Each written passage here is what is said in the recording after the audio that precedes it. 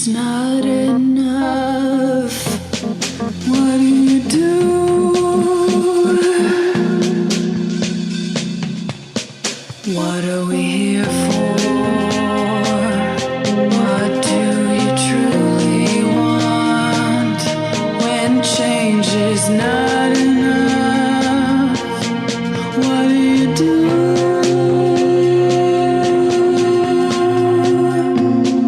Let's talk about it, the problems we face. Let's fight hatred, no time to waste. The mind is naked, we can see it without an X-ray. Life is easy if we work together. We're the keepers, we're the people, we're all equal, filled with purpose. The past has pain, it'll drive you, even make you take aim. But together is where we should aim. Together is where we should. What are we here for?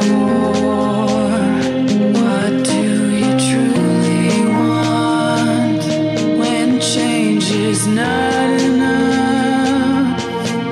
What do you do?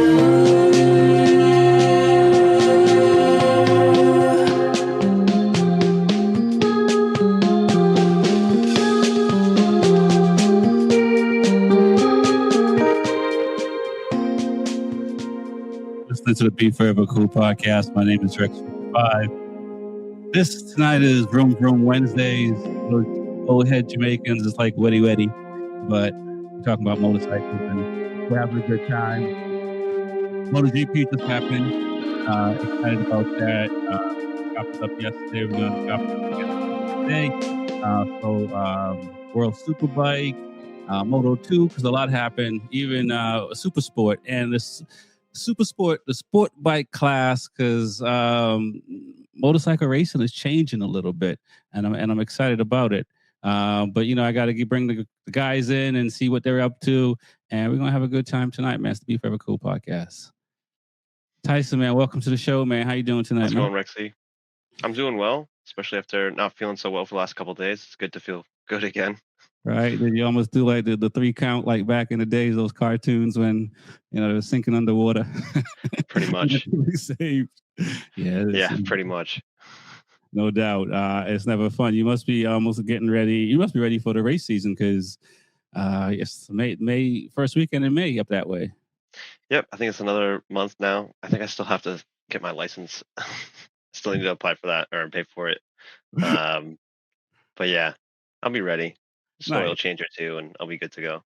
Right. Yeah. The only downside is if someone else gets your number. But other than that, it happened a couple of years ago. I was 415, and then I was just being lazy, and I registered, and they got my number, and so I was like, damn it. So I was like, well, maybe there's another 14 somewhere. So I switched to 417. I swear to God, if someone has 417 this year, I'll be pissed.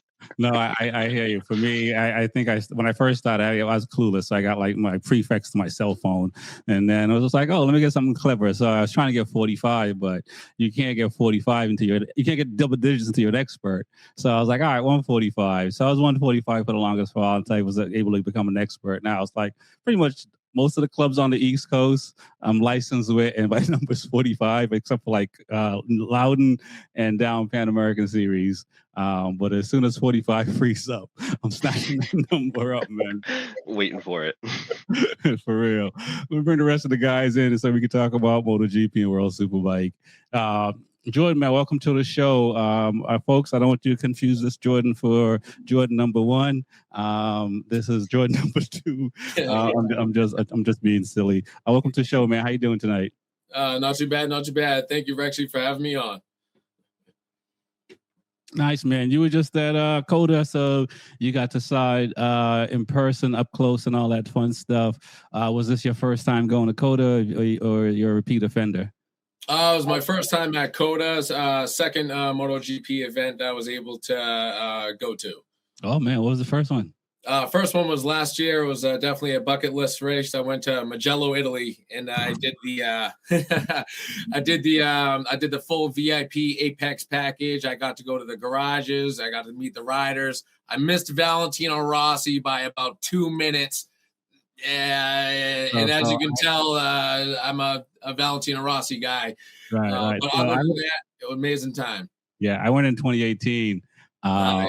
And yeah, it was amazing. I should know who was on the podium. I think it was Rossi, Lorenzo, and Gavi. And I don't know about you last year when you went, but I wish I camped out there because the amount of people that camped out and like, was it the second day? The second day, I took a nap on the hill. That's how much fun I was having. So the atmosphere there is second to none, and especially the guy with a 2-stroke with a megaphone all day, just it gets the blood going, Yeah. Oh yeah, man, for sure, man. No, that's definitely. I think if anyone can go to a MotoGP track, that's definitely the one to go to because you're gonna have fun. Man, we're gonna keep it moving, get everyone in. Man, Lewis, last but not least, the numbers guy, man. You're hard to to get on an Excel spreadsheet these days, man. What's going on? No, I've been busy. So first, I want to apologize to everybody for not being on last couple of episodes. I've been super busy traveling. I saw Reese picked up some of the slack, talking crap on my behalf. So I thank Reese for that. But he's got to chill. He doesn't want this kind of heat that I get for saying some of the things that I say. Listen, man, I'm gonna have to send you the security bill. Yeah, the pod can't afford this many bodyguards. That's a good thing. So I'm glad to be back. I've been wanting to speak about motorcycles for the past 2 weeks. I just haven't had the opportunity to be free. I mean, even right now, I feel like I'm taking Reese's spot because usually Reese is the one driving when we're on the podcast, and I'm sitting at the desk. I know. I mean, this is almost the equivalent. I don't know if you've ever seen the memes of, they're doing a Teams meeting and one guy's on a motorcycle doing his on the Teams meeting with his camera on. So, it's almost the same thing, even though you're in a car. I'm still in the meeting, man. I'm still in the meeting. I'm ready to talk about all the things that I kind of missed out on and all the new things that have popped up. This weekend was incredible.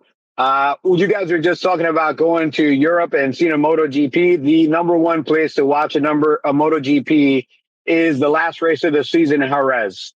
Okay. That is the ultimate place to watch a MotoGP. I don't care what anybody says. Haven't been to MotoGPs all over the world.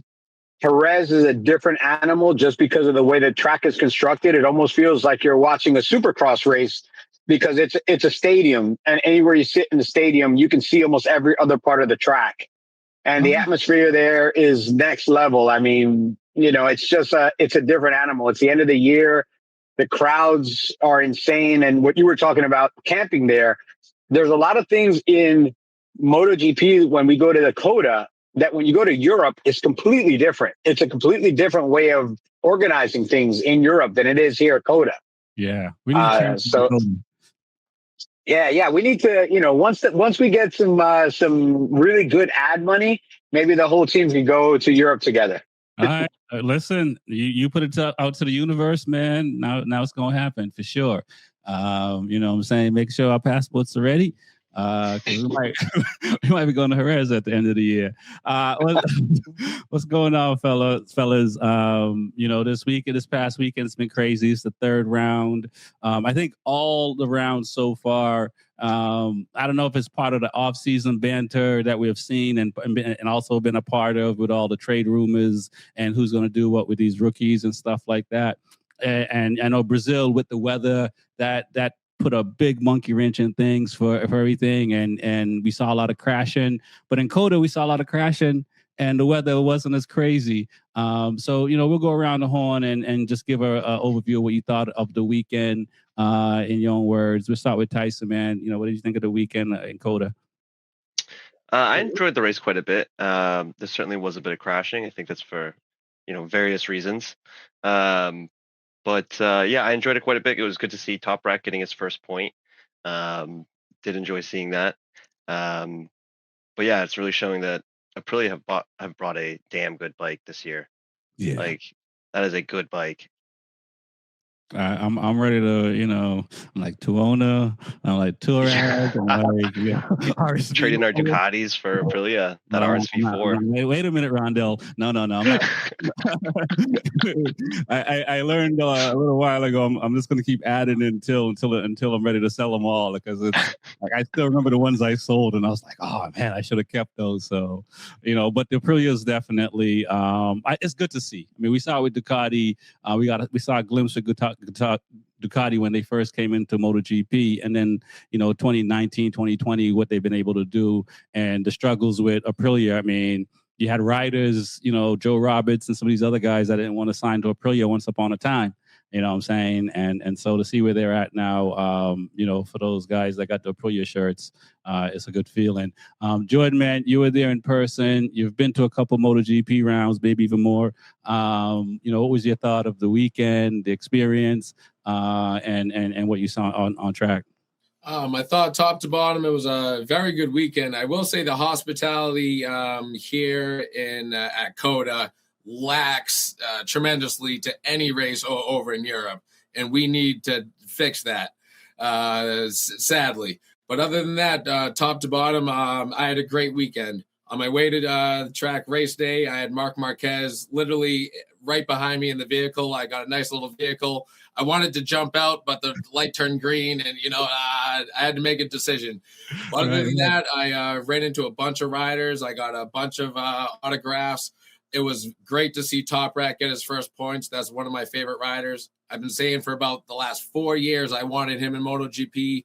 Finally, it's happening, and look at the results. It just looks awesome. Other than that, one of my favorite riders starting the season was Marco Bezzecchi. I met him last year, got a picture. I have his autograph. And from then, he's in the VR46 camp. He has just been absolutely on fire. And I'll tell you, I ran into him, I think it was Friday morning, my first day there. I took the wrong entrance. The VIP wasn't open yet. And he literally walked right by me. I ended up stopping him, told him, hey, I met you last year. I shook his hand. I said, listen, you're my favorite rider right there. Go out there and kick ass. So for him to go on and win the race, and I also bought a nice autographed memento that he signed at the track that day. So I think the value just went up.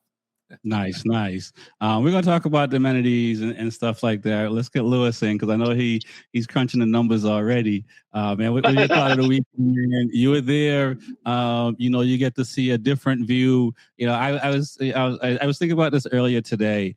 And, it's kind of like, and having, Jordan on when I reached out, when we connected and was going to have on and my Shakes is the one that connected us. Right. So, Yep. and he's like, I'm a super fan. And I was like, I remember when I was a super fan thinking about music, but like when I started playing music and being on the other side, like I'm a fan of it. But it's not the same thing. And the same thing with racing. It's like I'm a fan of watching racing. But if you ask me, can I hang out with all these MotoGP riders and hang out and party, or get on a bike and go on to Mugello? I'm going to Mugello all day long. You know what I mean? Yeah. So it's a different perspective when you're behind the scenes. So like, what was it like for you at the track this weekend? I mean, for me, it's I love the racing part. So whenever the race is on, we stop working and we watch the races on TV more than anything else. Like we're in the support paddock and we'll stop and watch the race on TV. So it's almost like if you look at the team members, when the riders go out, once they go out, all the members of the team come inside and they're just standing there like this, looking at the TV screens for the entire race. Right. And that's how we are. Like we're doing so much stuff during the entire weekend that when it's race time, it's good for us because we're not working and we're just sitting there and watching it on TV. And it's like, yeah, it's right outside the door. It's like, I don't want to go outside. It's hot, man. I'm just going to watch it on TV. So it's like being at a baseball game and watching it on your phone or being at a basketball game and watching it on your phone. Like that's the experience we have. We still enjoy it, but it doesn't have like for us, the allure. For instance, like, Viete, recommended that we go to eat at a place one night, and we went to eat at that place. And when we got back the next day, we're like, we might not sign you next week. That place sucks. Like you sent us to eat at the worst place. He's like, oh, but I really liked it. I was like, yeah, because the chicks there were half naked, but the food was horrible. Yeah, So it's a different experience. yeah. I listen, man. I mean, at least you're in a position where you can say something like that to Viete. It's not everyone else will just not. You're like, all right, just don't take advice from Yeah. people. But I mean, the same thing with Martin because they were talking about. I saw an interview with him and a racer. No, it wasn't Martin. It was Bezecchi, and it was I think it was a Young Motor Junior Cup race. It was Hank Vosberg because we actually connected them together to do that interview. So yeah, exactly. And he was talking about a burger and what he wanted on a burger, and he's like a burger and cheese. And I think that was it. And I was like, oh man, he needs to get a good burger. But enough about food, guys. So the weekend happened. We saw a lot of crashes. We saw a lot of change in fast guys. Before you guys got to the weekend, I mean, for me, I thought like Aprilia was going to do it, but I also thought some of the Ducati riders and KTM riders would have done something. What did you think? Between practice 2 and qualifying, because we saw the top 5 riders change a lot. We'll start with Tyson, man. I mean, I figured that the Ducatis and the Aprilias would probably be fighting for, top spot into qualifying. And Pedro could, make an attempt at it as well, Acosta. Right. But there's just that sneaking, just the way the Aprilias have been riding lately. It's like, I don't know if the Ducatis have it anymore. Like, maybe for a pole, but like, can they hold on to it? Like they might get pole, but I'm like, in previous years they'd grab that pole and you'd be like, okay, well, the race is over. Right. Like Ducati's going to win this. But like now it's like, I mean, Marco Bezzecchi's winning from 4th, 5th place on the, the starting grid.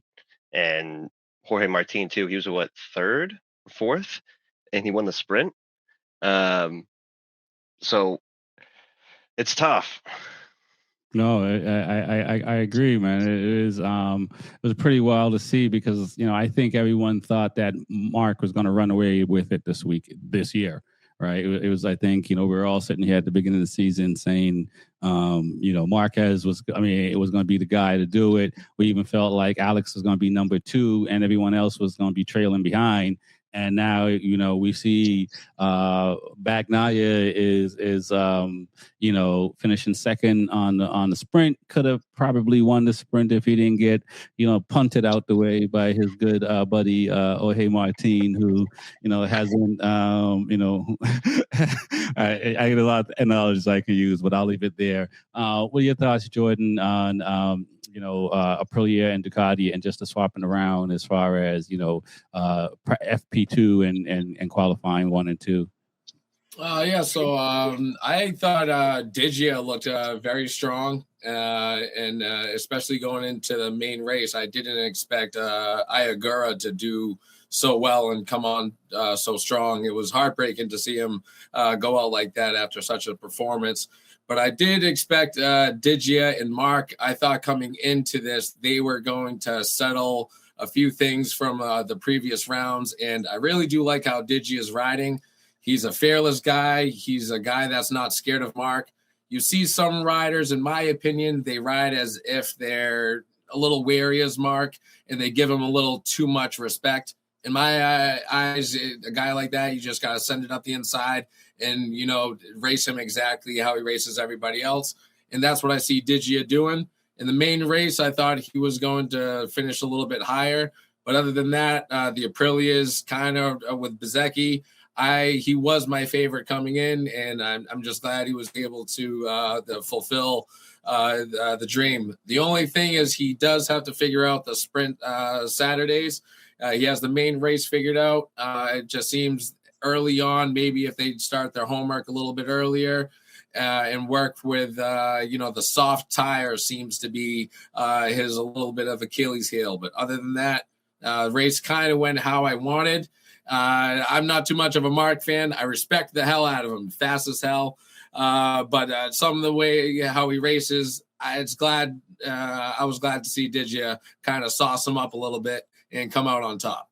Right. No, I agree with everything you say. We have a pool of sorts going, and I've yet to pick Mark as getting, getting on the podium. Because you're a Rossi fan, that's why. I respect it. No. I respect the hell out of him. I'm protesting. That's what I'm doing. Ducati shouldn't have signed him in my eyes. Because they didn't need. They did. I mean, Lewis is going to tell me that how much bikes and stuff he's selling, and he's probably 100% right. But from a fan perspective, Ducati would have won last year, regardless who was riding the bike, because they had the top bike last. Maybe not, because Mark was able to do something different on that 25 bike that Digia and Bagnaia couldn't have done. So, but anyway, I digress. Lewis, man, you didn't get a chance to pick. I think you got a couple of DNFs. Yes. Be Forever Cool is like race direction. We make it up as we go along. so we have an internal betting pool at the office or inside the company, and I did pretty good this weekend. My order was a little bit off for the sprint, but I did have Bezecchi, Martin, Mark,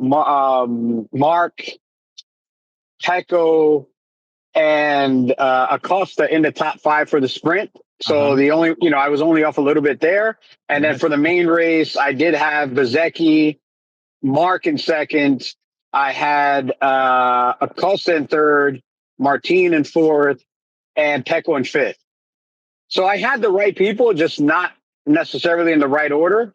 Right. Which happens. The only person that really showed something incredible for me this weekend was Agura. And, I got to see him on Monday. Super nice, super shy guy, really quiet. But he was still you could tell that the dude was still a little bit dejected about what happened. He raced his heart out and, the bike gave up on him. He didn't give up on the bike. Yeah. So, but I think it showed that he has great potential and that Aprilia is the bike to beat this year. They showed it that latter part of last year. They came on really strong. They found something. They put something together that really started to show consistency. And now they come into this year and their guys are in the top 6 to top 7 constantly. Whereas Ducati is a little bit of a hodgepodge of, first place, 5th place, 6th place, 8th place. Alex Marquez is not having a good time in this year. Fermin Aldeguer came in injured. Mark Marquez is still recouping from injury and maybe not 100%. And even though Pecco has showed some flashes of brilliance, I mean, he still hasn't been able to put the package together that keeps him there till the end of the race. Yeah, I agree. He has not been able to put it together, and Ducati is struggling. And I think, I said it last year. I feel like Danny Pedrosa, because it took a while for everyone else to catch on, and I don't know how they resolve their issues. I mean, it's still pretty early, but it's like these guys are all sharks, right? When you smell blood in the water, you can make miracles happen, even if Ducati sorts it out, which I assume they will. Let's talk about the penalties and the penalties. Lack of. Okay. Lack of penalties, man. You guys were there. We'll start with Tyson first, and then we'll get to Jordan. But you saw them. Mark took out Digia.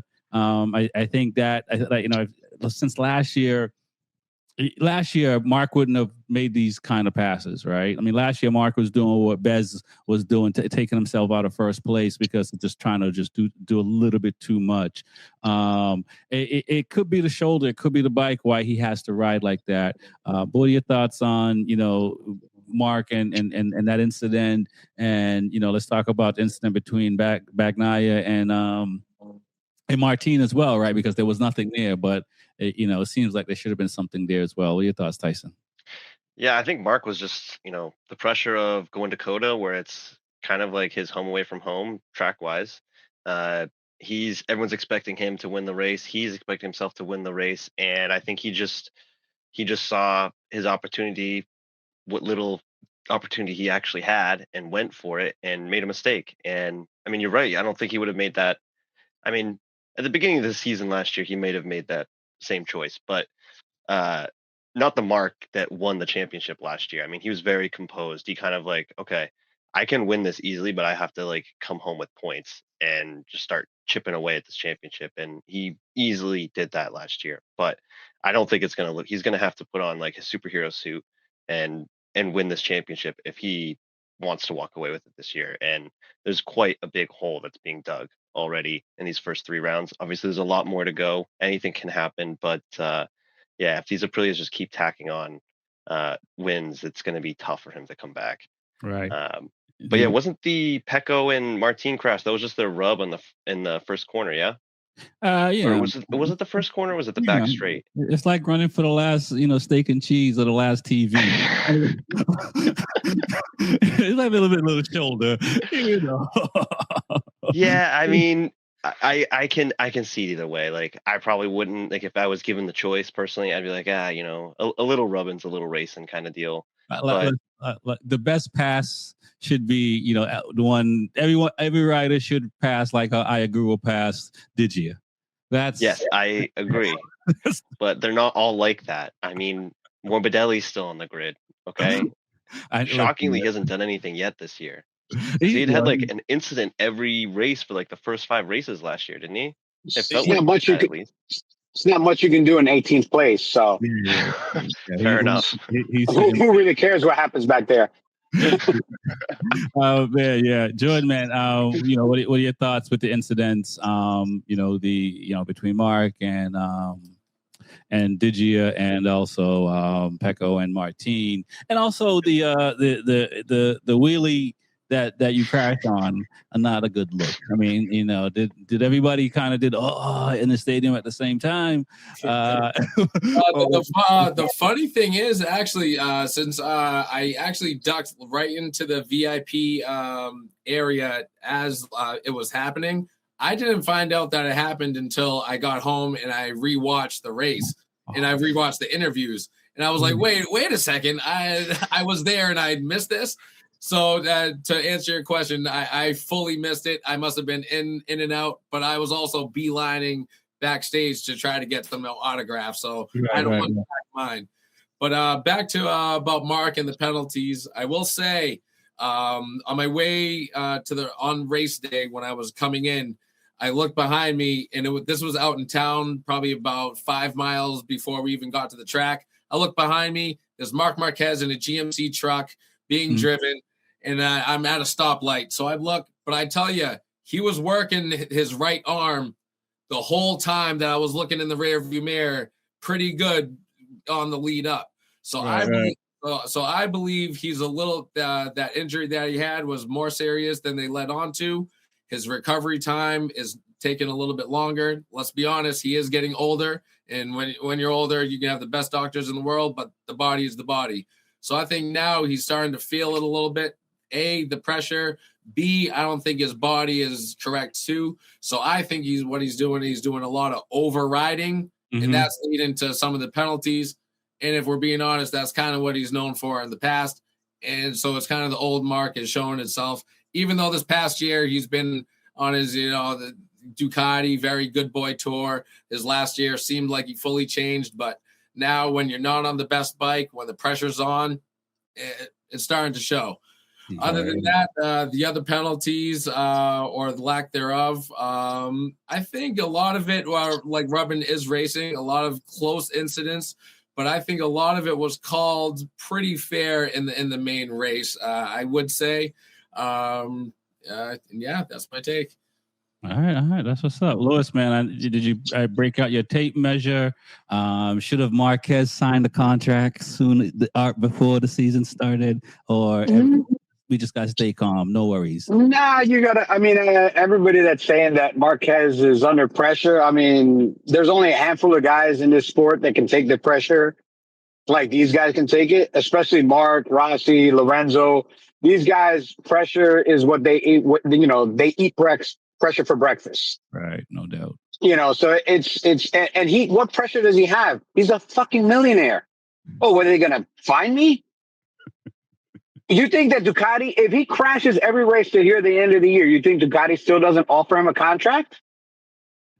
So the only difference that's happening this year versus last year is the passes that he was getting away with last year, he's not getting away with this year. Right. You know, the crash that he had with Digia last year, he does that crash. I think what people are underestimating is, one, he does have injuries. He's still not recovered from the crash from last year where, you know, he was taken out ceremoniously My best. by Bez and injured seriously.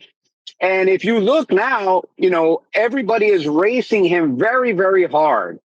And they raced him hard before, but if you look when he was between Digia and Pecco, it seemed like those motherfuckers had a little extra incentive to race him super hard. They didn't race each other hard. So it seems like it's one guy out there racing like 7. Hold on. Wait a minute. Wait a minute. Lewis. Yeah. Lewis. Last year, Mark was doing exactly the same thing these riders are doing to him. And we were sitting here saying, who is going to challenge this guy? Because it seems like everybody's just letting him do whatever. Because he was getting away with it, because he had more speed. Because remember, he also got injured on Friday. You guys didn't see his hand. It's not just his shoulders messed up. His hand was jacked up the entire weekend. I saw him up close. Yeah, going backwards with gloves is not the way he's moving. So the inside of his palm was jacked up. I saw him when he was at his autograph signing, and that entire palm was scratched up, bandaged, everything else. So the dude's racing with injuries. The dude's doing the best he can. The bike is obviously not as good as it was last year, or not as competitive. So he's doing what he normally does, is trying to make up with it with talent. The Aprilia is the better package. He's still the better rider on the Ducati, and I think he's going to put it together at some point. The thing is, you know, he just said, he's not 21 anymore. When he gets injured, he doesn't bounce back the next day. A cortisone shot alone doesn't do it. No. You know, when you wake up the next morning, you're stiff. That's age, man. When you're 21, you crash. The next day you wake up, you're good to go. Listen, you're 30 something, those linen sheets feel good, man. Yeah. Those ligaments, they go from rubber to cement at some point, and then you realize it one morning when you go to get out of bed, and you start hearing cracking and creaking and all kinds of noises you never heard before from your back.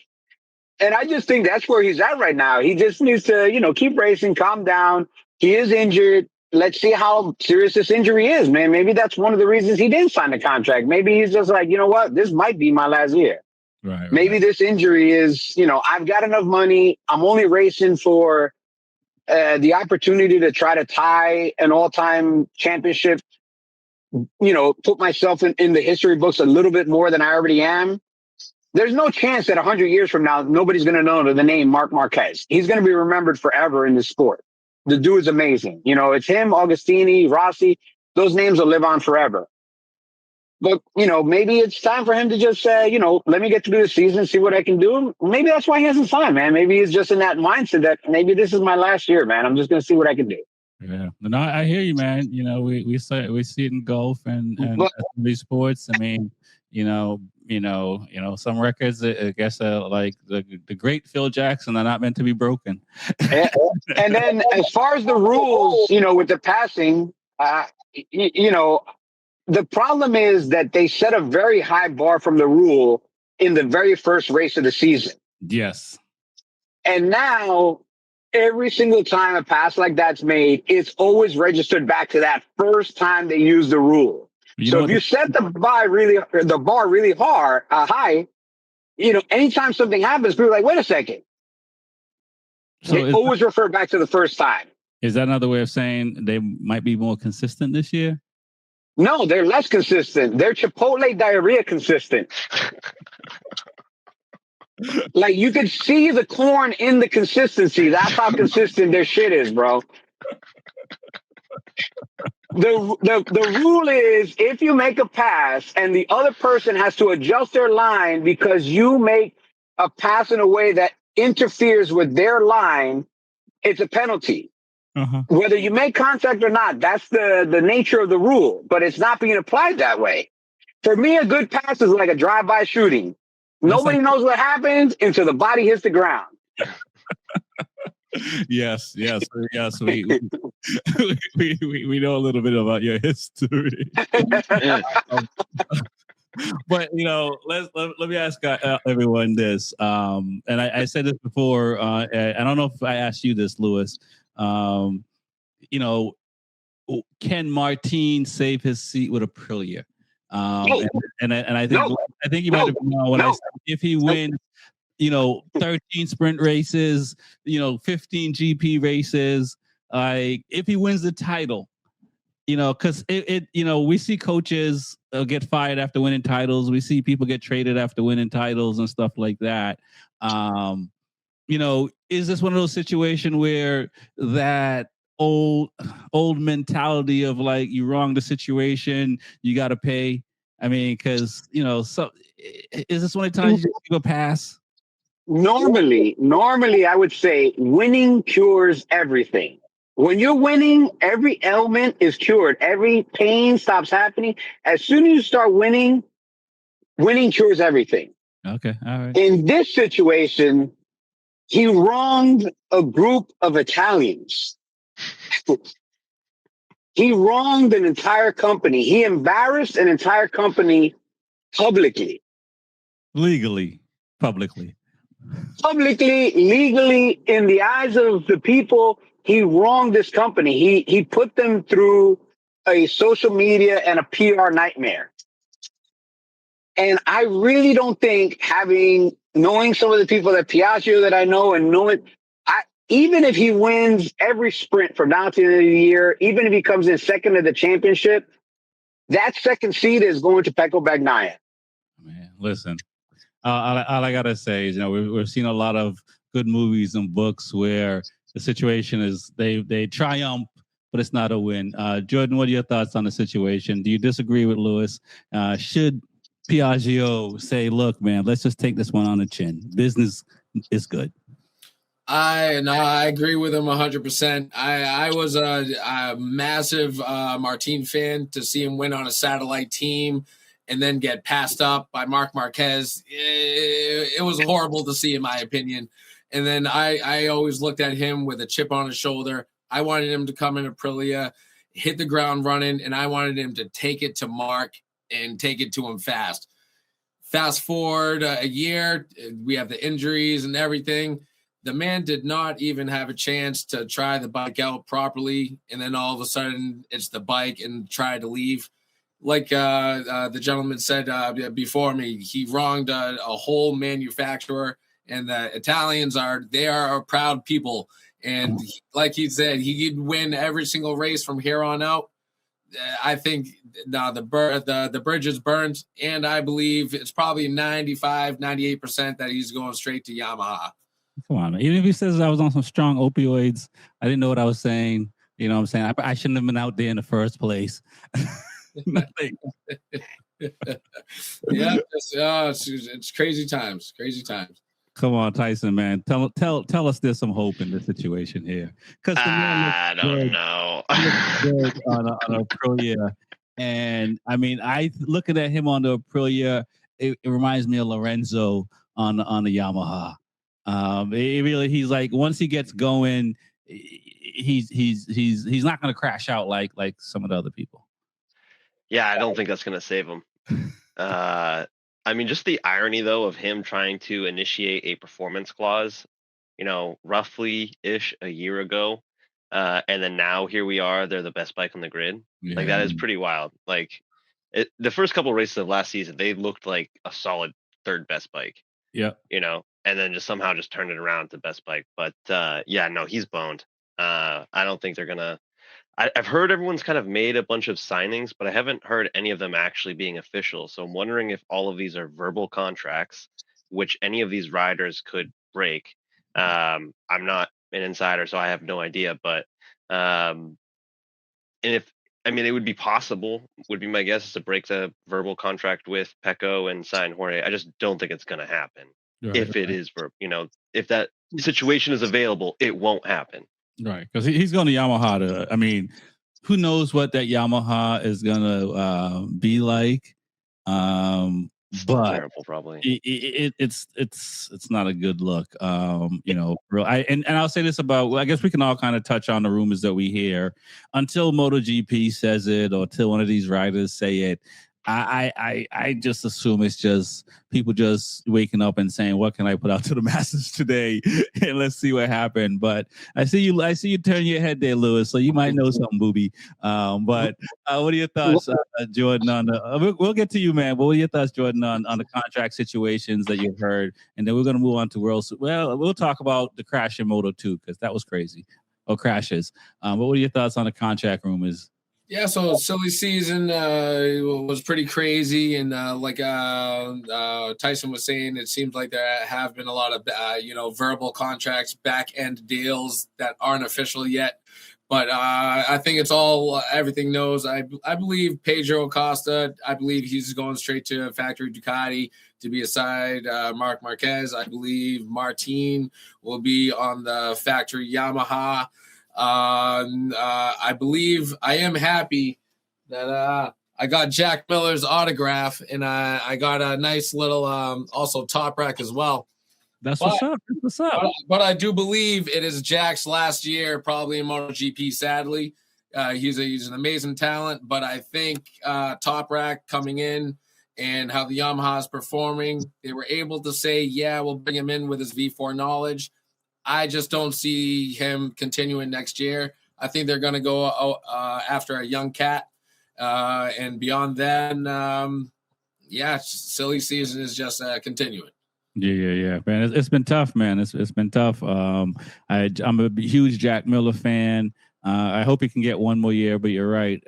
These young guys in Moto 2 right now, it's making it real hard to not give them a chance in MotoGP. Lewis, man, you're shaking your head. Sounds like you know something. What don't we know? First of all, verbal contracts in motorcycle racing are as strong as wet toilet paper. So anything that is verbally said is pretty much useless. When people start to really buzz rumors that contracts are signed, it's because contracts are signed. I will say that next year you're going to see a minimum of 3 new rookies in MotoGP, which means three asses have to leave. Damn. And the 3 asses that are most likely to leave, the first one is probably going to be Jack Miller. The second one is more than likely going to be Binder. And then that third ass is still yet to be filled, but there's definitely a lot of people looking for that position, which is probably going to be Morbidelli, possibly Rins. Yeah, Morbidelli's a front runner because, I mean, he's and to his own doing. I mean, this is one of the few people you can blame it on the bike with some of these other guys, or maybe Ducati should have kept Miller another year on the factory seat, or Petrucci another year on the factory seat kind of deal, because these guys were producing when they were on the factory seats. But Morbidelli's just doing it to himself. Yep. Yeah. So next year, at minimum you'll see 3, but there is a possibility you'll see 4 rookies coming into MotoGP next year. Hidalgo and a couple other ones are already lining themselves up. And Yamaha has to look for rookies because there's no veteran that wants to ride that shit box unless they're either getting paid a lot or, at the end of their career where they're willing to throw it away on a Yamaha at this point. Yeah. It's I agree with the contract thing versus the verbal, because if Martin, we've seen been able to get out of KTM, could have walked away from Aprilia if he wanted to, and it's all in the contract, because if not, he will be talking a different tune. We saw the crashes. Go ahead. And Aprilia, I honestly, if Martin had not gotten hurt, I don't know if Aprilia would be where they are today, because there's one thing that's been said throughout the paddock is Martin cannot help you set a bike up at all. Yeah. Martin needs you to give him a bike he can ride. He can give you feedback, but he can't tell you how to set up a bike. Whereas Bezzecchi is very good at setting up a bike. And him and the other rookies that were racing last year on the bike developed the bike. When Aprilia started the season last year, they were the 3rd or 4th best bike on the grid. And within 3-4 months, they were starting to get back up towards the front. And by the middle of the year, they looked like they were on, it was a whole new bike that was much better than what was left from the previous riders that were on the bike. Right. So it might have actually helped Aprilia that Martin wasn't on the bike. I agree. I mean, it definitely helped Bez, right? Yep. It definitely helped Bez a lot. I mean, it's like I'm a Patriots fan, but it's like Brady and Drew Bledsoe, right? Bez was ready. You know what I'm saying? Yep. And Martin got hurt, and he lost his number one spot. And like his mouth didn't help. I mean, I think if he had kept his mouth shut, he probably could have had a Max Biaggi kind of Aprilia life after racing. You know what I'm saying? Because Biaggi is everywhere, and he's just smiling and keeping his goatee and getting them checks. That guy's a creeper. Guy's such a weirdo. Wouldn't be the first one in MotoGP. Nah, trust me, there's a ton of them. But let's talk about the crashes in Moto2. I mean, there's crashes in the whole weekend, but we're seeing a lot of exciting riding. I mean, you're looking at the top 14 guys, I think was separated by like between a half a second from first place to like 8th, I think 14th or 15th or something like that. It's pretty wild to see.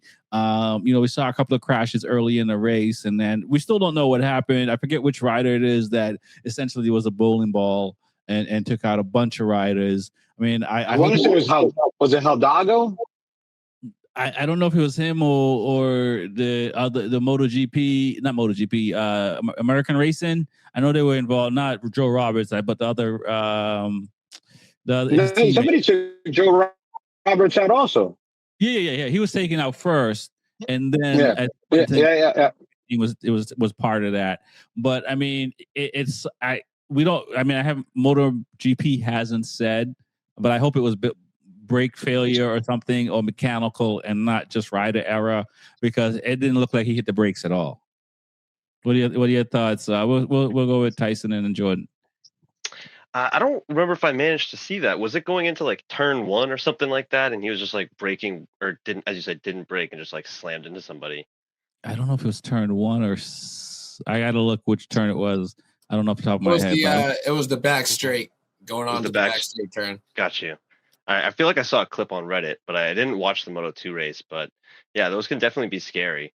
But yeah, to your point, I hope it was mechanical and not just someone's stupid mistake, because that's kind of a boneheaded move to make. Yeah, no doubt. And a lot of riders lost some points in that process as well. You were there, Jordan. What are your thoughts on the situation?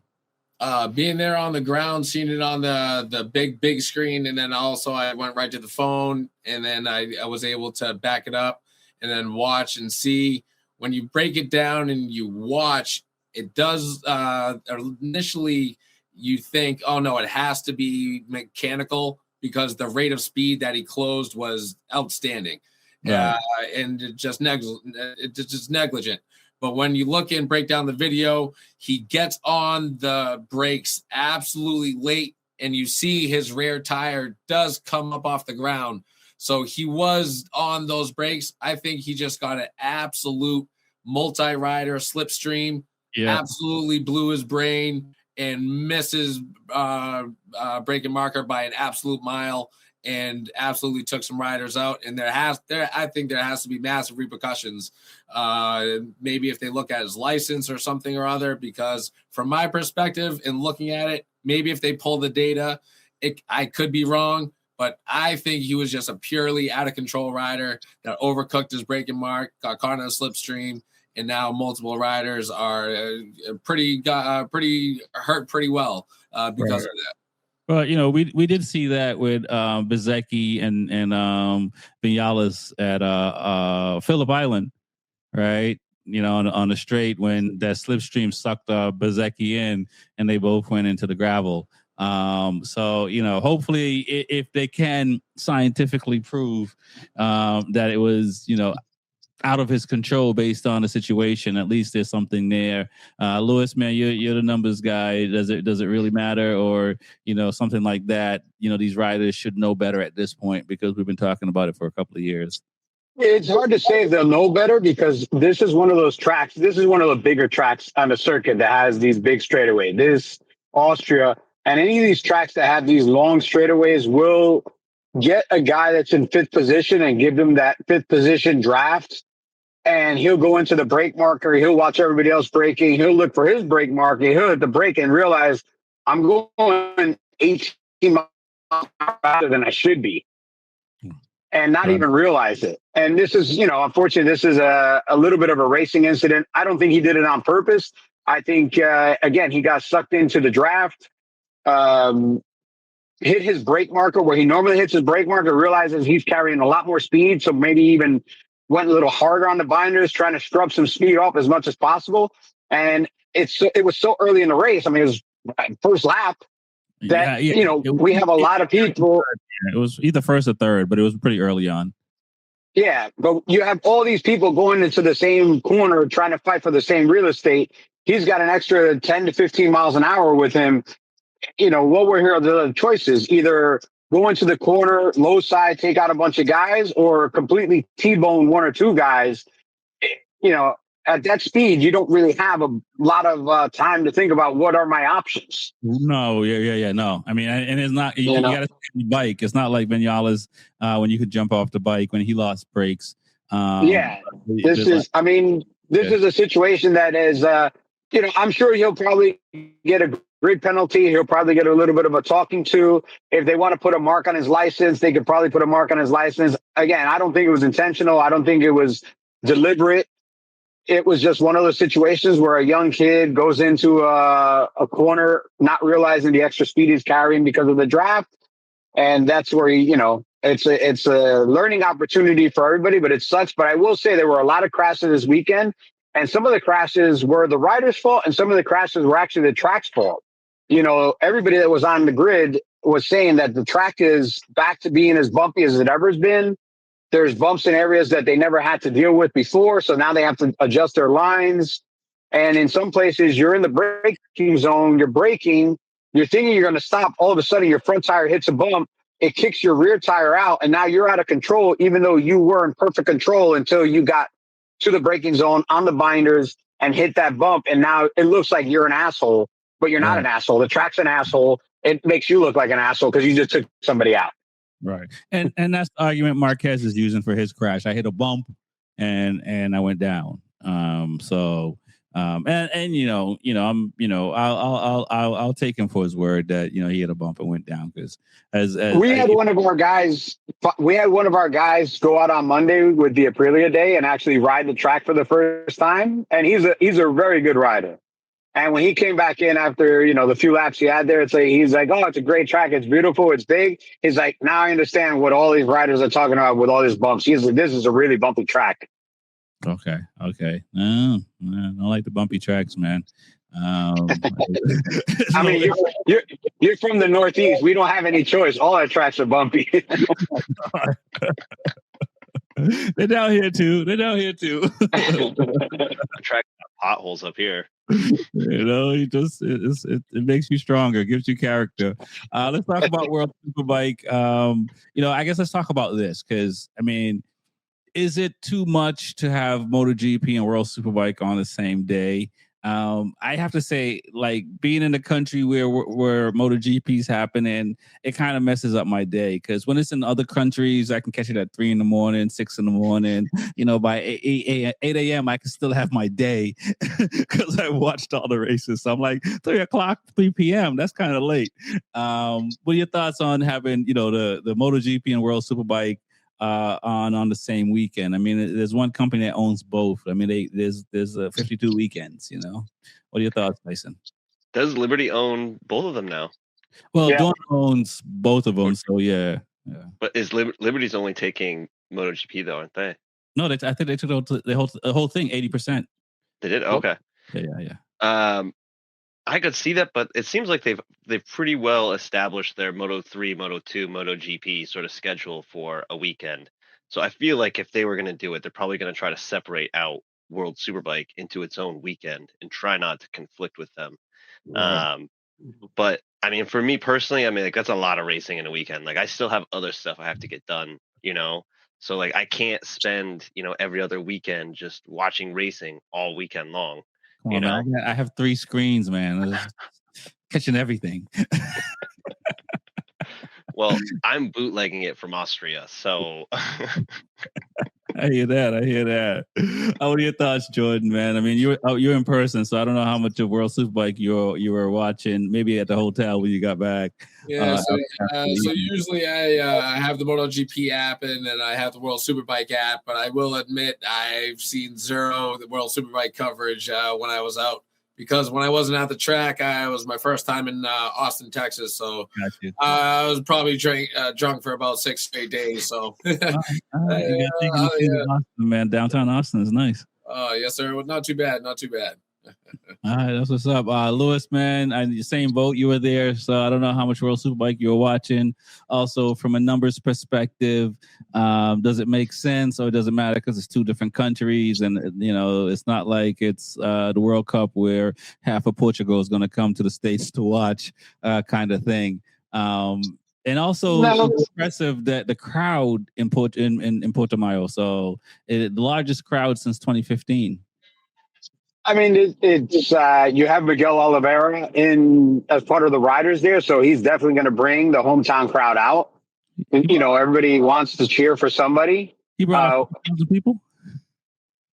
Believe it or not, he has a pretty big following in Portugal. Okay, that's what's up. I mean, even when he was in MotoGP, when they went to Portugal, like he had a big section of fans that were out there rooting on. You always want to root for your hometown boy. Yeah. I mean, we would root for one if we had one. We just say USA. Yeah, we do the flyover, we do the banner, but we're not going to hear the Star Spangled Banner on the podium ceremony. Right. So, but I think as a company, it's very odd to put your product on against your own products, because you're putting that motorcycle racing against motorcycle racing in the same weekend. And it's not like World Superbike has 20 rounds like MotoGP does. Right. So it would be very easy for them to find rounds and find tracks in between rounds. So now you can constantly so if you think about it, you got 20 weekends, you do have the summer break. That's about a month. You have the summer break for both championships. If you schedule it right, you could almost have a race every other weekend from March until September, October.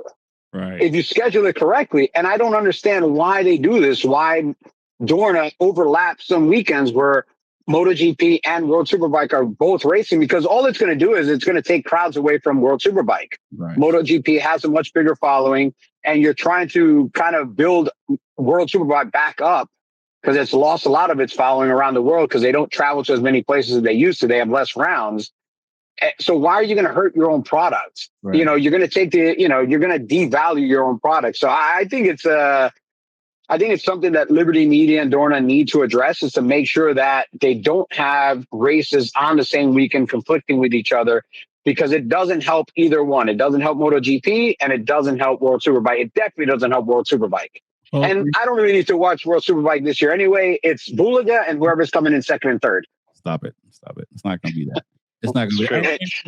It's not going to be that, because he's going to have to give up the podium a couple of times, because if not, they'll find out penalizing him. So if he's a numbers guy like me, I'd win the first 4 races, and then the 5th race, I'd probably come in third. So that way it doesn't look like I'm dominating. And then I kick ass the next 3 races, then I'd probably come in third, and then, rinse and repeat. So I don't get penalized or get my RPMs dropped or add weight to my bike or something like that.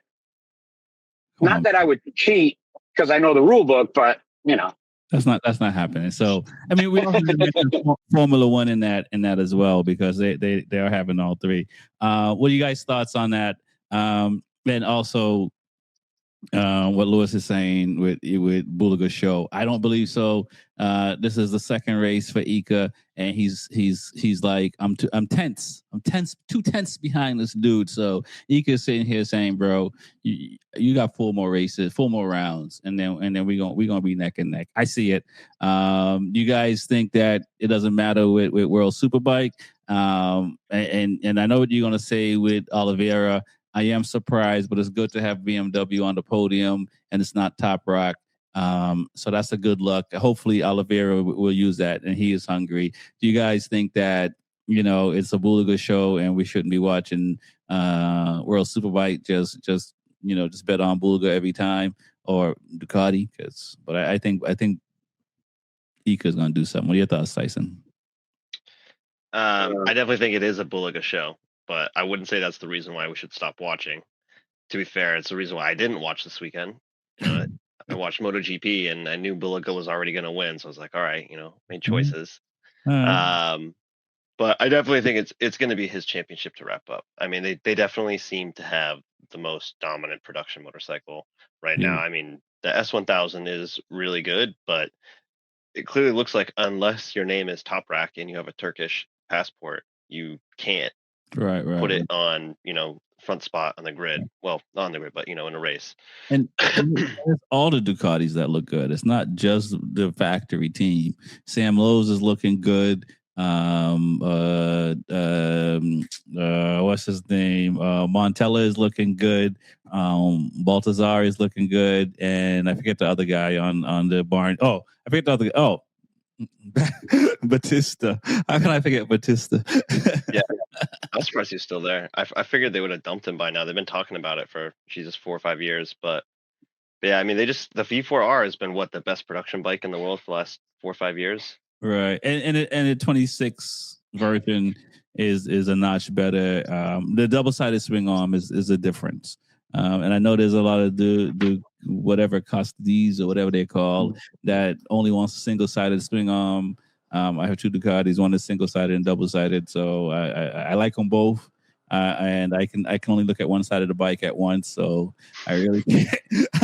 If I have a favorite side, I'm just going to keep looking at that side like Seinfeld. What are your thoughts, Jordan? World Superbike. Oh well, the V4. I agree about the V4. The new iteration is definitely faster, but I will say it's definitely not as good looking as its predecessor.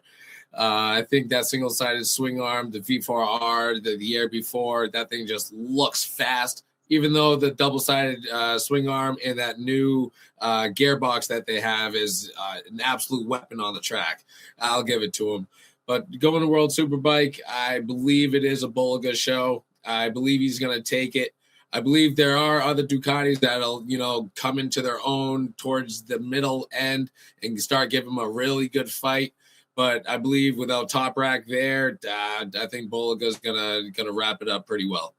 All right. I'm rooting for Bulaga. Don't get me wrong. I'm a fan of what happened. I'm not a fan of what happened to him in Moto 2. I'm not a fan of. I mean, I think he had some issues with VR46 because he was in the academy and left and all that stuff. And it didn't happen like with Remy, how Remy got out of MotoGP and stuff like that. But for him to go into Super Sport. I mean, granted, he got a factory seat, so it's not a bad place to land. But to do what he did in Super Sport and get this bump and having this, this pivot in motorcycle racing, and I'm a fan. But I think as racers, and I think we're all racers, all of us at some level, even though we see the competition, there's a little bit part that says, "I'm coming for you." There's a little bit every day, "I'm coming for you," and these guys are not going to just sit there and let them take it. So. That's what motorcycle racing is, and that's what's fun to look at. We'll see if Bulaga is going to be like, I'm like Mike. We'll see. But let me ask this, guys. In the there's two things I want to ask before we get out of here. Which order? Because they're both new. ZX Moto is new in super sport class and won 2 races. Sport bike has been replaced with the 300 Super Sport class and is new for World Superbike. So either one, you guys can talk about both or either one. It's a Chinese manufacturer, ZX Moto. I didn't expect them to. I was like, what bike? Who's ZX Moto? How did this happen? Where's the V2s? Where's the R9s? ZX Moto. Should I start buying Chinese stock, Lewis? I mean, what are your thoughts? We'll go with Tyson. I don't know if you got a chance to check out the Super Sport or know about the Superbike class, because it's like the twin class in Moto America. I didn't hear about this at all, and I didn't hear that there was a Chinese manufacturer getting into it either. But seeing how other industries are going, that may be terrifying, but we'll see. Only time will tell. But it's always good to have more manufacturers, I think, in the sport. It'll hopefully give some competition and some inspiration to these other very famous legendary manufacturers to invest some more time, Right. money, and effort into their own programs. Like I, that's I what I really hope this kind of spurs. Nice, nice. I agree with that, and I think it's nice to see also faster bike than the 300 super sport bikes. What are your thoughts, Jordan, on ZX Moto? And they won 2 super sport race with the Breeze, the boys, and he's no slouch, and the other riders around him weren't either. But what are your thoughts, man? Yeah, I haven't seen that actual series too much. I did see a couple of drawings and specs of the bikes. The bikes actually look pretty decent for what I could see. And actually, the price point is what I saw online. It was floating around. I think for what you're getting, it looks like a pretty damn good deal, but you never really kind of know what you're getting with a Temu version kind of a bike. But then again, it could be a quality product. I just couldn't tell you. I wouldn't. I don't know if I'd necessarily buy one and trust it at speed, but that might be somebody else. It's interesting. I think it was a Covey. You got what's the other one? There's another brand I can't think of off the top of my head. It'll come to me. But there are a bunch of Chinese bikes now that are looking a lot better than like the Thumpers and some of these dirt bikes that we saw some years back. Lewis, man, I mean, is this good business? Good for Moto2. Good for super sport class, and then also, getting rid of the 300cc bikes for, RS660s and R7s. Is that a good look for World Superbike? And should, Motor America get some royalties for introducing that class? I think it's a good look because I think the 300 and the 400 class, that's a really low CC class. I think the R660, like the Twins Cup type of racing that we do here, it really does help introduce younger riders to get them ready for that next step to super sport, and then to get them to that next step to super bike. You can only ride a 300 or a 400 for so long before you need to get to a bike that has a little bit more power. So I think doing it the way that Motor America does with the Twins class, it shows off the talent of these young kids, as long as they keep the age range of the people that can compete there on the lower end of the spectrum. Like, I don't want to see a 28-year-old super, Twins Cup rider winning the championship. Like, that's like going into a grammar school and picking a fight with the biggest kid in 5th grade. And after you beat him, be like, yeah, bro, I'm the champ. Yeah, I'm the champ, As far as the Chinese manufacturers, there's always been this misconception that Chinese companies make cheap products. Don't get me wrong. They do make some cheap products. I mean, we always joke about, if you want to get some cheap metal, you just buy Chinesium. It's the cheapest metal you can buy. But there's a lot of really good manufacturing in China. If you look at all the products that we as Americans buy, or even the globe buys, that come from China, they make a lot of quality products. I mean, the phone in your pocket right now, your iPhone, that shit comes from China. Right. The parts are manufactured in China. Everything comes from China. If they want to build something, they have the technical know-how, they have the expertise, they have the workforce, they have the factories where they can fabricate these things and they can build. And I'm looking at the Chinese manufacturers now the same way that I'm old, but the same way I looked at the Japanese manufacturers in the early 80s. It's like, everybody didn't want to buy Japanese products because, they're the Japanese. What's this product? Honda. What's this? A Toyota. It looks like a piece of shit. Turns out they made the greatest car ever. They made an engine that was indestructible. People to this day, they want Toyota trucks, the Tundra and all these trucks, their desired truck, the Tacoma. They have one version of Tacoma. Everybody wants that thing because it's indestructible. And China is knocking on that doorstep, not just with motorcycles, but with cars and other things. Yep. And yes, some of them do look like they went to a motorcycle shop and they stole this part from a Ducati and this part from a Yamaha, this part from a Honda, and they put together a Franken bike. But guess what? That's what all the manufacturers do at some point. They steal from each other. And if they're going to bring bikes to the market that are quality bikes at a price point that's 30% lower than what the Japanese are doing right now. I mean, shit. Look at Suzuki. I always like to knock on them because I own them, so I got the right to knock on them. Got you. They're still selling the same piece of shit GSXR 600 and 750 and 1000 they've been making for like 25 years now, and the price is not going down. If this company comes out with a CF Moto ZXT PR 750 that's got better technology, ride-by-wire throttle, better suspension, better brakes than a Suzuki at like $4,000 less than a Suzuki, guess what, man? I'm going to give that bike a shot. Right. Well, yeah, we see it. The brand I couldn't think of was Ibex as well. There's another brand. They're taking over the adventure, the dual sport world, which is pretty wild to see. And you got options that are below. I mean, prices are being jacked up, and they were blaming it on Euro 5. It's like that $5,000 is Euro 5. So yeah. I had a discussion with this yesterday with Adam Waheed. If you know who Adam Waheed is, he's a journalist. Yeah. And he kind of came up to me because he was working with Yamaha doing tours, doing demo rides all weekend. Yeah. And he kind of asked me, what do you think about when manufacturers do these demo rides? And I said, it's great if they're listening to the public. If they're just coming out here with the same pieces of shit that they've been selling for years with bold new graphics, they're not doing anything for the customer. They're not listening to the customer. The customers want reliability. They want quality. They don't need all these bells and whistles, and they need a bike they can buy for under a certain price. I don't want to buy a $20,000 600. That's insane, man. A 600 should not be $20,000. Right. I agree. And listen, don't get me started on a used bike. I mean, I see 2008 bikes that are over $10,000. I'm like, what's going on here? What did I miss? Yeah, man. It's like there's a 2025 same price. I have bikes that cost more now that I bought used that cost more, that I can sell for more now than I bought them for 7 years ago or 8 years ago. Yeah, it's I think there's a little bit of propping up that's happening with prices where people are just saying, I got $75,000 on this bike, $6,000. It's like, no, man, that's like $1,000 if that. Come on, let's yeah.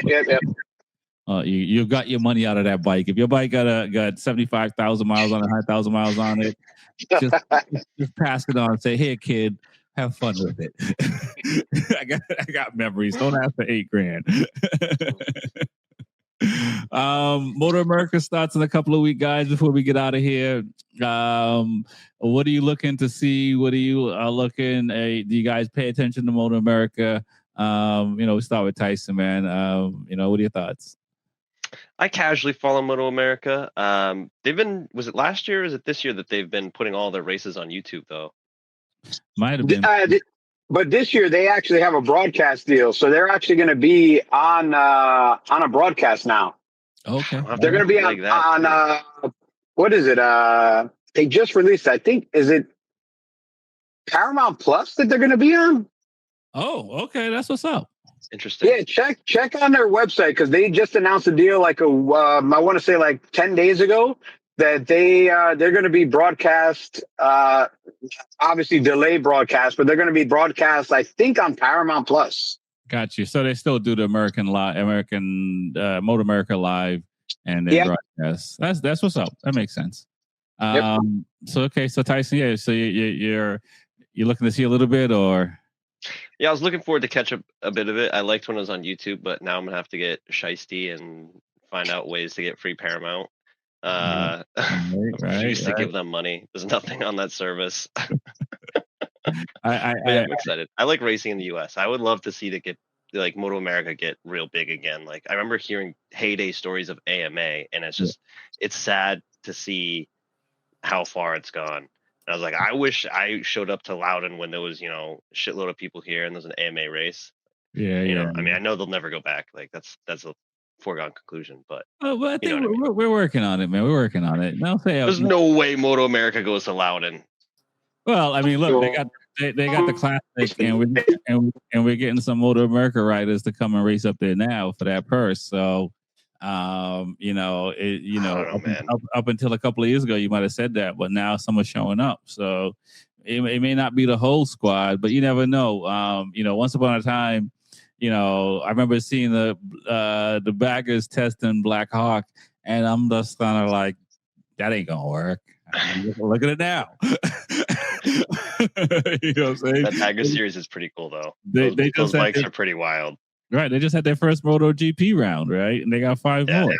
And you got some European riders, but you got some American riders, which is pretty cool. What are your thoughts, Jordan, man, on Moto America? I mean, I know you watch World Superbike and MotoGP, so yeah. So I'm a Josh Herron fan, but I hear he's not even he like won the championship and he's not even on like a regular team this year. He's going over to, I believe, the electric. I think Hooligans Electric or something like that. Yeah, which is I don't know the thing. I know he has a family now and all that good stuff. But other than that, I follow Sibo, Cameron Bobier. I think he's a badass. I think he should have stayed in Moto 2. I think he was our best shot. I think it was our best shot. But him newly married and then wanted to start a family, being in Europe, probably that was the decision. Other than that, Josh Herron is probably the guy I follow. I met him at Chuckwalla Raceway probably like 15 years ago or so. I was doing a Jason Pridmore racing school, and this guy was just sending this Yamahas absolutely sideways everywhere. And from that day, I was like, yeah, this guy's a badass. I'm going to follow him. Nice. I've gambled with Herron. Okay, straight up. I was at the casino with Herron. That's pretty wild to see too, man. I was at a Pocono track day. Oh, got you. That's what's up. Lewis, man, you frozen or did you just listen to our banter? No, I'm here. I'm just listening to the banter. Yeah, I got you. Focus on those lines. I do have a little inside info. All right, if you can share it, go ahead, man. All right, so you're gonna break big news here. So there will still be track days at COTA next year. Under a certain set of rules. So it is going private. However, if you know a member that is in the member group to be private, you can rent it through that member. Oh, gotcha. That's number one. So this is why a lot of these track day companies are saying that this is the last year that you can ride there, is because either they don't know members or they don't want to pay the membership fee. Right. But there will be track days at COTA next year where you can ride motorcycles. All right. So we just also, additional information, COTA is planning on building another track outside of COTA that will be their track day track. Oh, okay. That you'll be able to ride bikes and cars there at that separate track that will be less money to rent than the main track. I don't want no bootleg track. It's actually a pretty big track. You want to ride COTA, but nobody wants to pay $1,000 to ride COTA. No. And COTA doesn't want people tearing up the track. So they're going to build a separate track that's going to be a little bit less money to buy. It's still going to be a really big quality track. They have a layout already set and the plans are in motion. I don't know exactly how long it's going to take them to build it, but they are planning on building a second track at the facility in COTA. Okay, that's what's up. There's not much out there, so. Yeah, there's not much out there. Okay. So I got this directly from somebody pretty high up at COTA. All right, we'll take it. We'll take it. They were just on the they were in the tower when you heard it. No. He sat me down because so next year, me and a group of my friends, we're gonna rent a VIP suite and we're gonna do a special kind of package deal for people that want to go see MotoGP. Okay. And so you just pay for your flight to get there, and from the time you land at the airport to the time you get back to the airport, we transport you to and from. We get you the hotel. We get you the VIP suite. We get you paddock passes. We take care of everything for you from the time you land to the time you take off. I like the sound of that. Yep. And they do carry my camera equipment and everything. No. You got to carry that, man. I'm not carrying your camera equipment. That's what's up, man. That's good. That's good news. Because for me, COTA is on my list as a bucket list track I want to bring the bike to. and get on. So at least I know there's a way still, and I don't have to go sell my kidney to get there this year. No. I mean, most of the track day companies that have been advertising have pretty much sold out most of their days anyway, because, you know, the ongoing pitch is that motorcycles are never going to ride Coda again. And it's, you know, I think they're over pitching that because they want to make sure that, one, they sell all the days they had this year, because they have a lot of money. They have a lot of money at stake to make. And two, you know, it doesn't seem like they're willing to invest the amount of money that is going to be needed to continue to be able to do track days on the main track. Right. Well, you know, it's like clubbing, right? I mean, there was a point in time where, you know, you could have $20 in your pocket and go to a club and have a good night and kind of stumble home. Now you're spending upwards of thousands of dollars. And there was a point where the club scene was dying because they couldn't afford what the venues were asking. But at some point, people are now, you know, paying, you know, $800 for bottles. And, you know, to the old heads are like, what? I can't do that. I'm getting drunk in the parking lot and I'm going in and just buying a Coke. Exactly. So I think, you know, like track days and stuff like that, the price will work out where you're going to pay, if you want to go to the track, you're going to pay the number, because if the organization is asking for it and everything, it is what it is. I'm not saying it's right, but you know. But you want to hear something crazy? It's a very U.S. thing, because you can rent Magello for $10,000. Say what now? And you can rent Magello for $10,000. All right, people. Let's get that ad revenue going. Let's go. We're gonna make this happen. NJMP on a weekend in the summer is something like $15,000 or $16,000. Oh wow! To rent that fucking track. Yeah, I mean, is it a matter of just they just own it enough where it's just all profit, or is just the love of the sport that they're just saying? Because I mean, all over in Europe, you know, motorcycle racing or track days is like a pastime. It's the quantity. There's more tracks available in Europe, so they know that they can't gouge as much. Here in the U.S., we only have so many tracks, and most of them are owned now by conglomerates more than private groups, or, you know, private groups own these more than private individuals, and they're looking to make maximum profit. Every time they rent a track, they're looking for maximum profit. Okay. Mm-hmm. So that's that. I appreciate you dropping it on the show. So you guys hear that, you can still go to Coda. There's going to be a way. Before we get out of here, a couple of things. Well, mostly, let's talk about Tiger Woods. He had an accident again. He's not, as Lewis would say, he's not a Lowe's brother. I've seen people come out and sit here and essentially say lock him up. And you know, I have a different take on it, because I think it's not alcohol, because he blew a 0.000, so he wasn't drunk.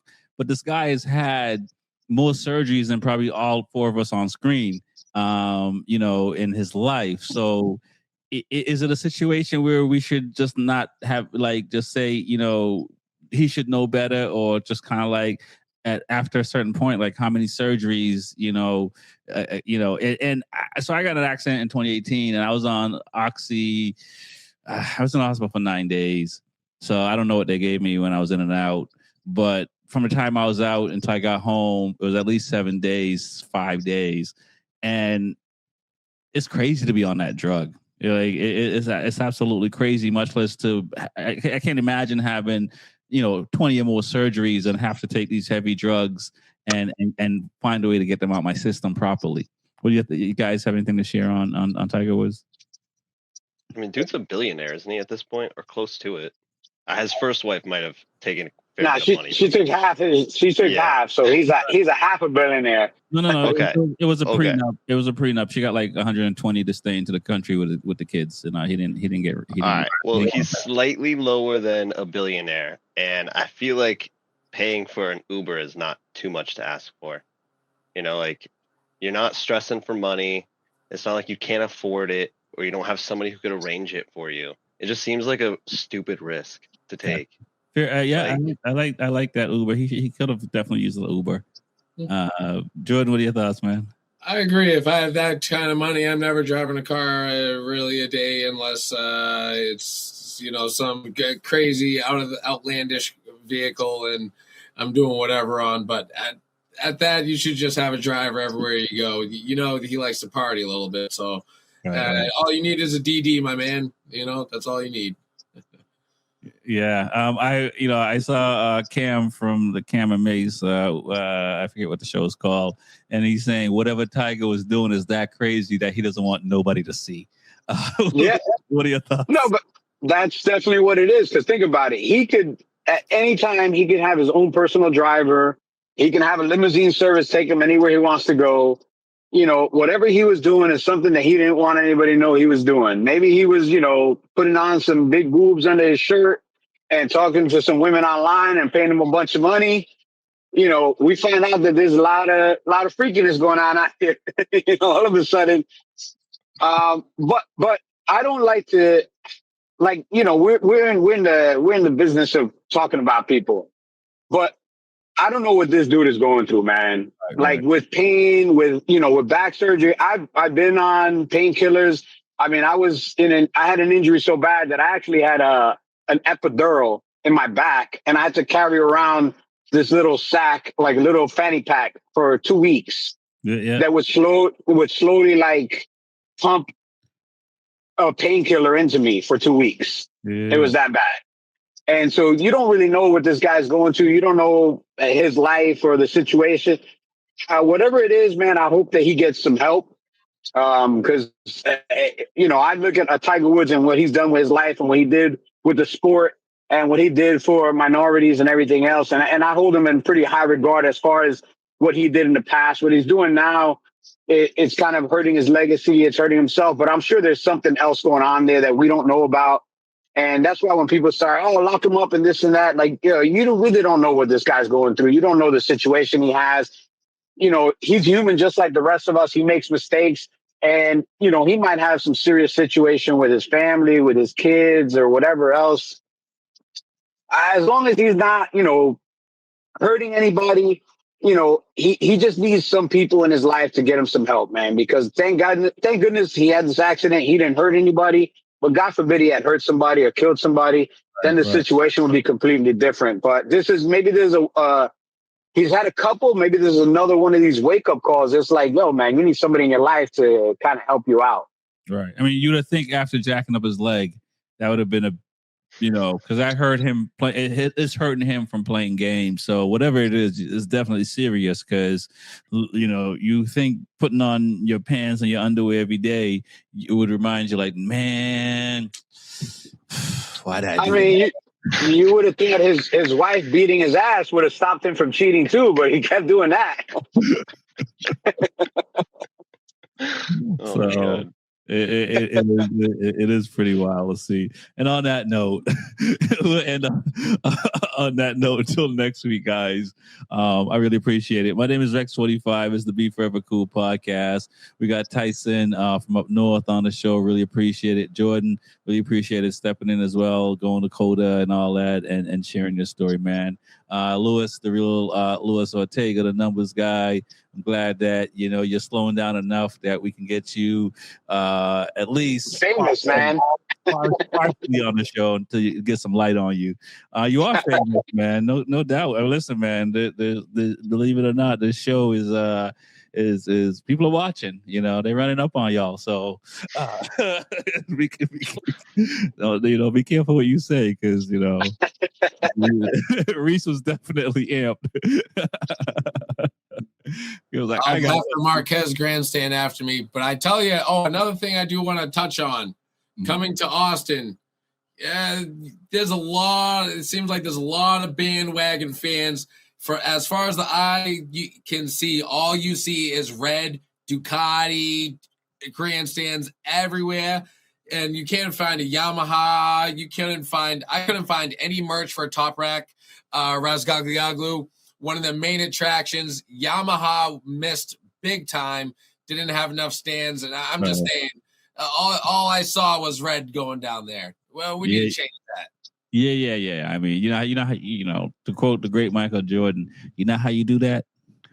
How we do Win. You win. Bezecchi's coming, baby. No, thanks, guys. Peace. Peace. Have a good one. Thanks for having me.